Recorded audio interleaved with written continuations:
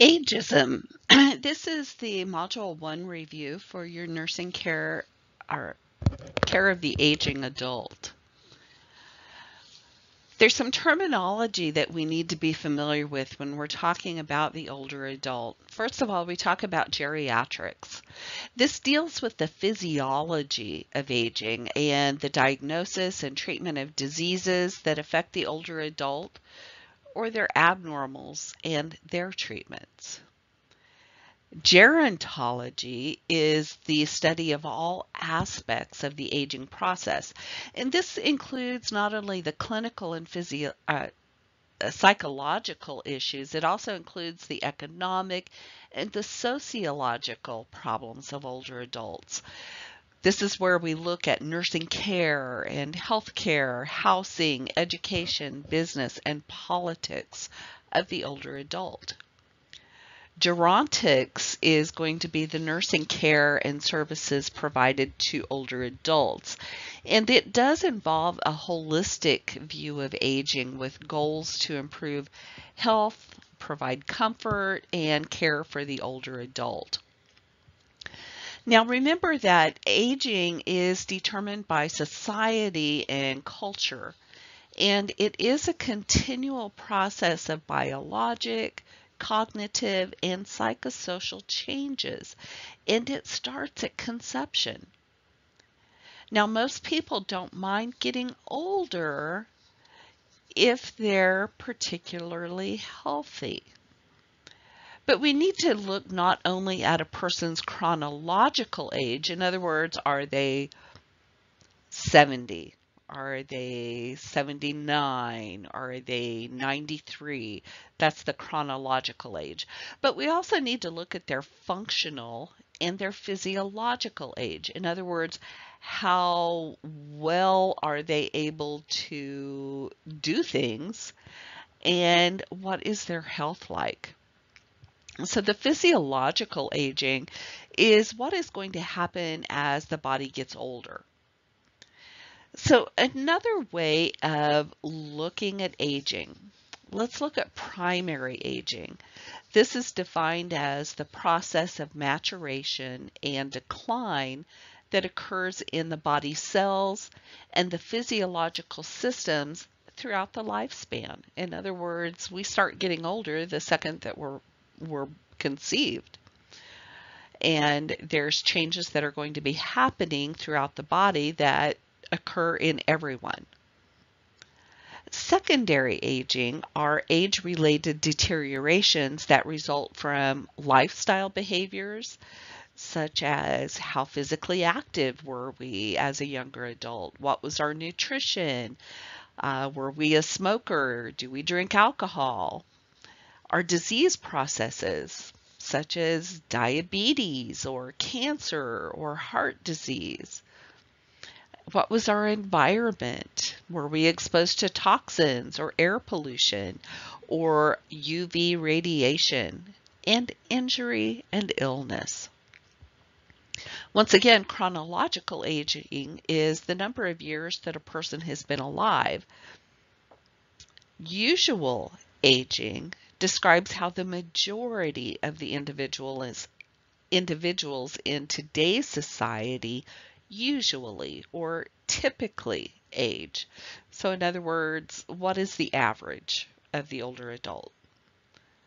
Successful aging is the ability to maintain a low risk of disease and disease-related disability, maintaining a high mental and physical functioning, and an active engagement with life. In other words, they're not just sitting at home because they're too old to get out and do things. They're still active in various aspects of their life, maybe going out to eat or going to the movies, going dancing. For example, my father, up until just a few years ago, he went out dancing once or twice a month, and that was pretty normal. Active aging encourages individuals to be engaged in life as fully as possible, despite their health status, their disease conditions, or their socioeconomic status. It will contribute to the overall well-being of an aging individual. This is basically saying, you may have heart disease, or you may have decreasing vision or decreasing hearing, or maybe you have arthritis and it's difficult for you to get around. Uh, Maybe you don't have much money, you're on a very fixed income, but you don't let those things hold you back. You get out and you are active. You are not letting those things keep you from doing the things that you like to do. Maybe going out to lunch with people from your church, or maybe a sorority or fraternity. Uh, maybe you're going to sports games, etc. Whatever it has been your normal activity, you're not letting your situation hold you back from remaining active. So that is active aging. The difference between active aging and successful aging is everything is low risk. You're maintaining that high mental and high physical function, whereas with the active aging, you may have some of those issues going on. You may have some physical problems or economic problems, etc., but you're not letting that hold you back. The functional aging is going to be a combination of chronological, physiological, mental, and emotional ages. So basically what we're looking at is how a person deals with the inevitability of aging. They can have a lot of physical issues going on, but do they let it pull them down? Or do they stay as active and involved as possible? These are going to be the people that have successful aging.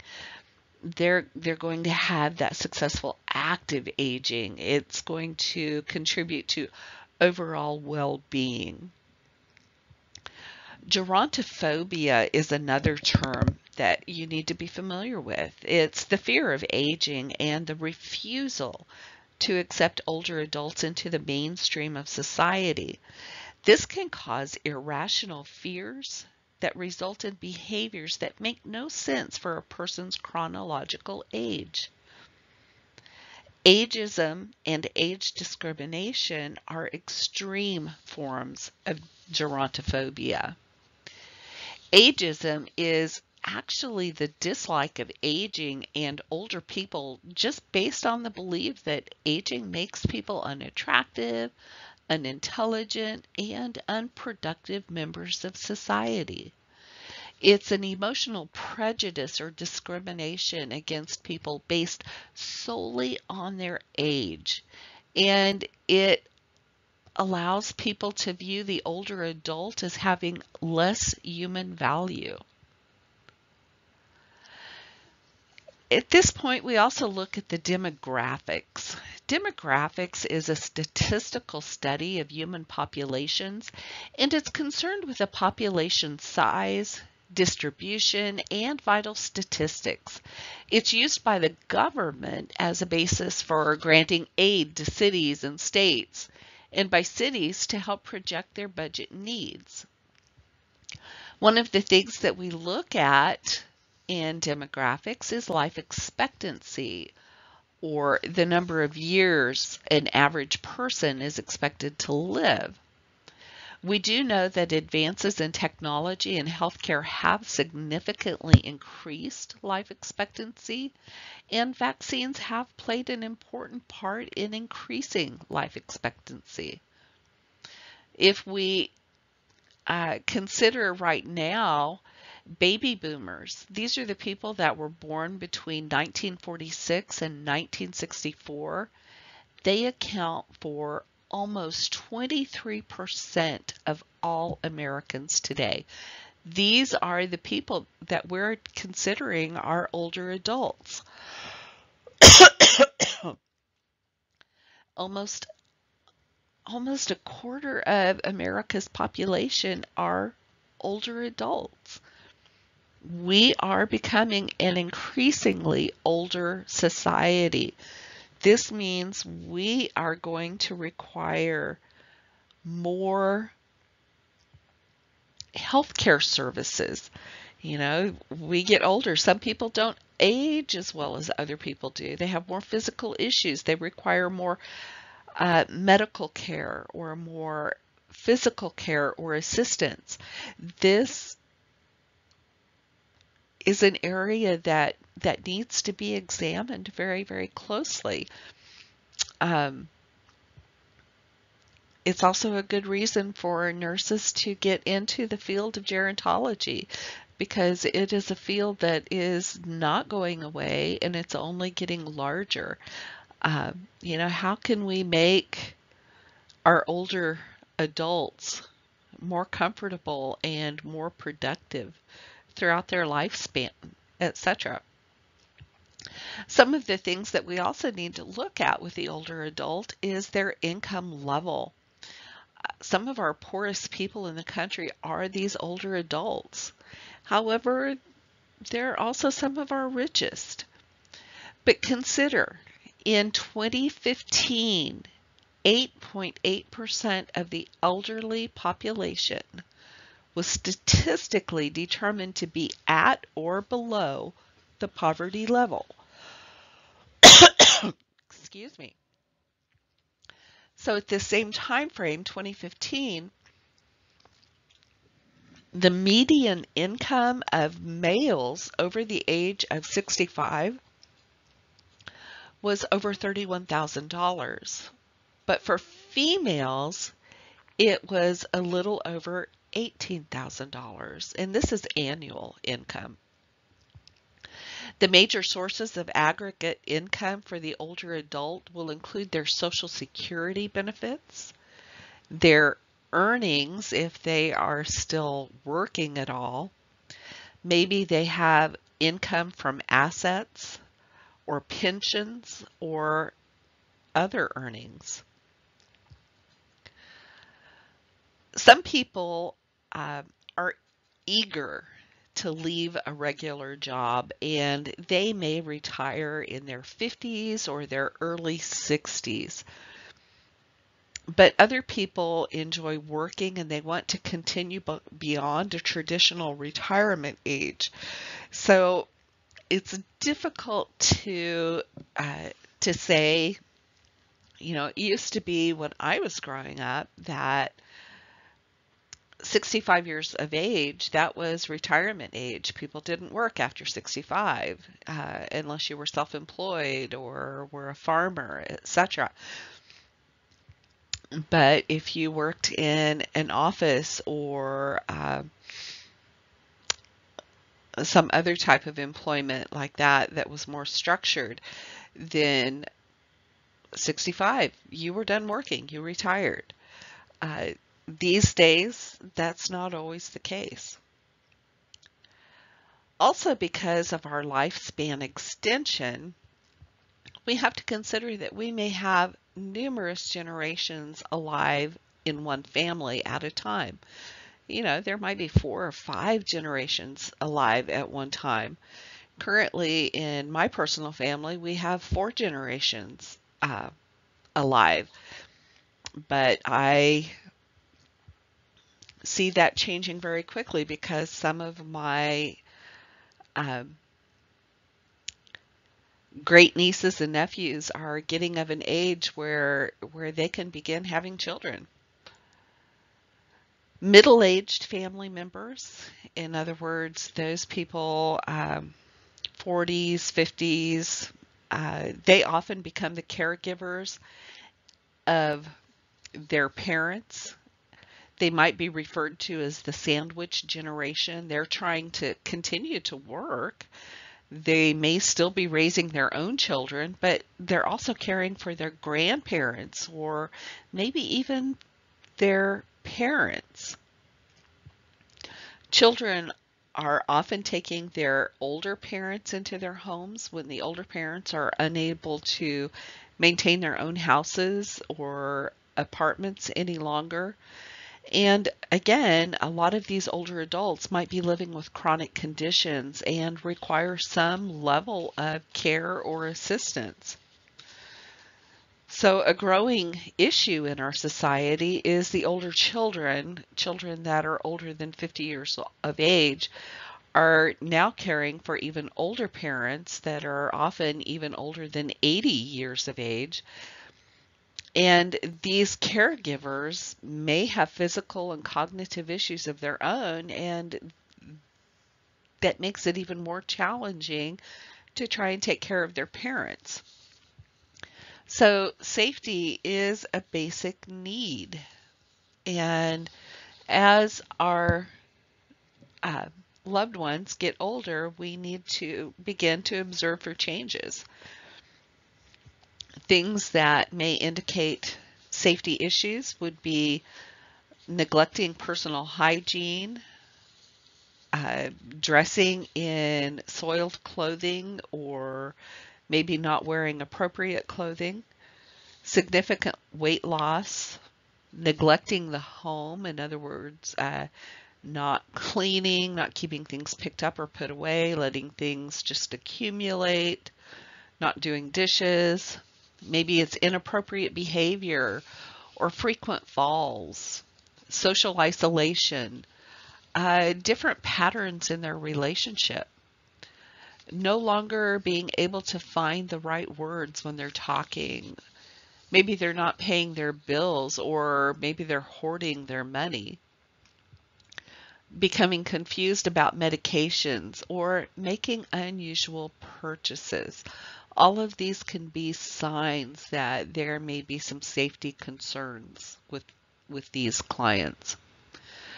We also need to look at elder abuse. It's a prevalent issue in our society, but it's often missed. Each year there's thousands, hundreds and thousands of adults over the age of 60 that are abused, neglected, or financially exploited.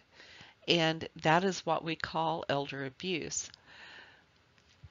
Most of the abuse victims are going to be women. However, some are men. But the likely targets are going to be those adults that are older, that have no family or friends nearby, or people with disabilities, especially the more frail they are, the more memory problems they may have, or dementia, the higher the increased incidence of elder abuse. It can happen to any older adult, but it often affects those that depend on others with activities of everyday life. In other words, getting dressed or eating, etc. Again, the people that are more frail are going to be the easier victims. So what causes elder abuse? You know, we've already listed some of the care situations that older adults might be put in, you know, with an old being put in the home of their child, or a child is having to take care of them. Causes of elder abuse can be frustration, stress, anger, and these caregivers may not even be aware that abuse is occurring. You know, and that abuse can include physical abuse, such as starvation or force feeding, inappropriately administration of medications, or even restraining. And we see that type of abuse through bruises or injuries, or maybe they're very slow in getting treatment, or they don't allow visitors to see the older adult. Another type of elder abuse includes neglect, which is a failure of the caregiver to provide for the needs of the older adult. And this can be intentional, but it can also be unintentional. It includes not cleaning up incontinence, maybe exposure of the client, or failure to provide medical care.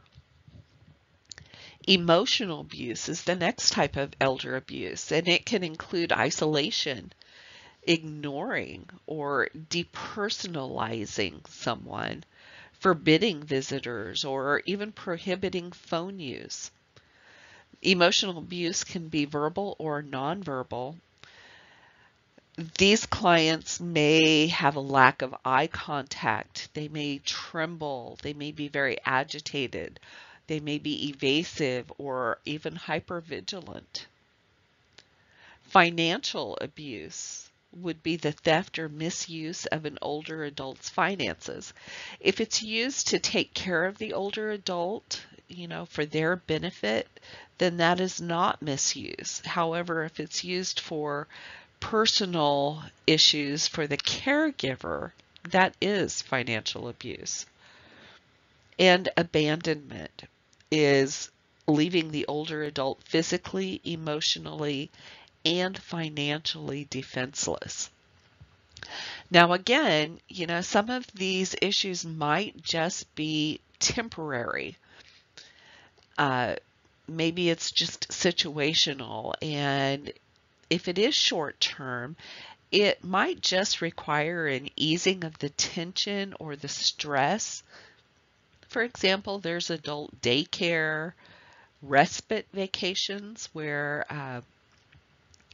the caregiver goes on a vacation, or maybe they even don't go on a vacation, but they put the client into respite care so basically they can have a break. Or maybe it's hiring part-time care or home health to come in and assist with the care, so it's not all on one person. Symptoms of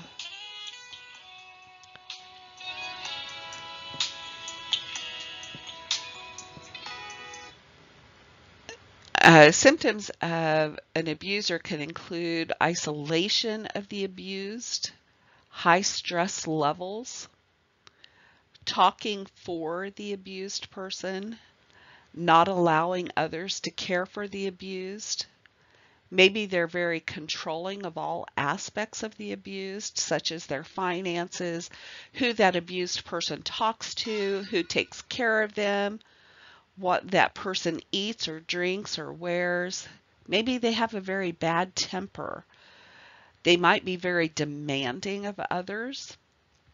In other words, someone goes into a hospital and that abuser is, you need to do this right now for my mother or my father. It has to be taken care of at this minute, or I want this done, etc., etc. They might be very demanding of the abused person. We may also see verbal abuse. There may also be some humiliation or embarrassment intentionally of the abused person.